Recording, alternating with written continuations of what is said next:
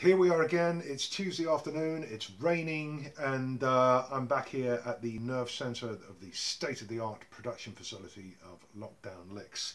Last weekend I was talking on Messenger to a great drummer friend of mine out in New York City, Mike Berkowitz, and we were talking about Mel Lewis. And Mel Lewis, if you're into jazz drumming, big band drumming, if he's somebody you don't know about, that's something you really need to rectify.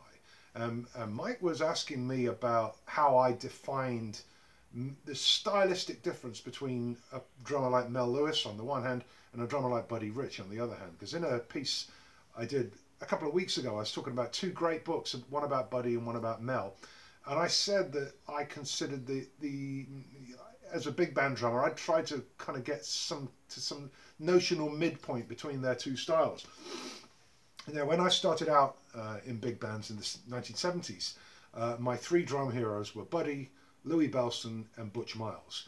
And if you know anything about those three players, you'll know there are certain stylistic similarities that are common to all three of them. And if you take Buddy, for instance, Buddy had a very driving, very commanding style. He took charge of the band.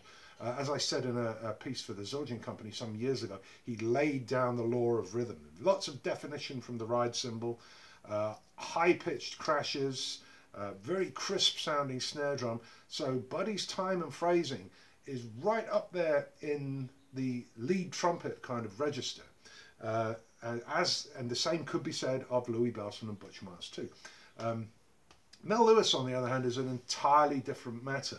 Now, when I was young, as I say, my Buddy, Butch, Louie, those were the guys I was getting my direction from as far as my big band playing was concerned. And lots of young drummers at that time would have been in absolute full agreement with me.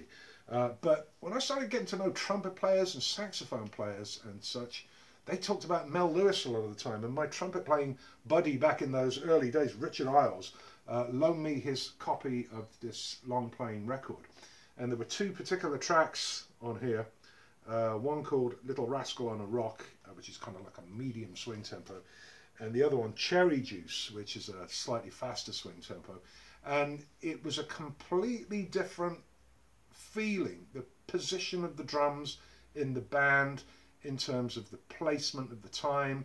It's much later, it's kind of more towards the back of the beat. Less driving, just kind of getting underneath the band and pushing it forward, rather than the more assertive approach which I tended to favour at that time.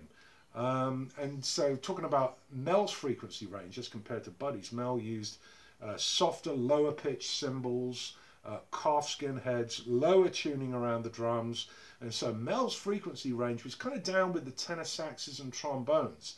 So sonically and in terms of placement of the beat, you've got two very differing schools going on. And if you're new to Mel Lewis's playing, this is a great CD that you can obtain of the fabulous band that he co-led with Thad Jones from 1965 onwards.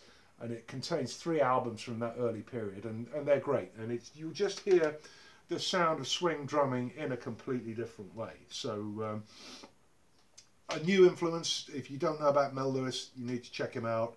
And I'll be back with more tomorrow. See you then.